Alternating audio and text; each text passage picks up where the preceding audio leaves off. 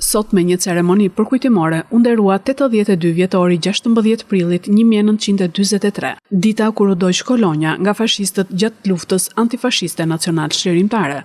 Pushtuesit u përpoqën të dignin shpirtin kolonjar që kërkonte liri, por nuk ja dolën, pasi mbi 15 partizan u radhitën me armë në krah me Ushtrinë Nacional Çlirimtare dhe 3 prej tyre Vasil Bozo, Petri Bozo e Nako Bozo ranë dëshmor. Ju përshëndes në emër të Komitetit Veteranëve dhe Pasazhëve të Lançit Bashkia Lushnjë për organizimin e kësaj ceremonie për të kujtuar 82 vjetorin e djegjes Kolonjës, më 16 prill 43, nga fashistët italian dhe forcat balliste të Isatoskës.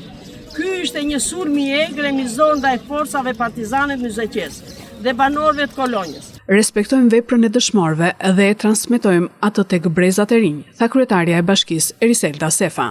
Edhe sot, në këtë 82 vjetor, ne jemi këtu për të kujtuar atë ngjarje që ndodhi për djegjen e Kolonjës, jemi këtu për të respektuar veprën e atyre që dhanë jetën, por edhe ta transmetojmë këtë histori te brezat e rinj.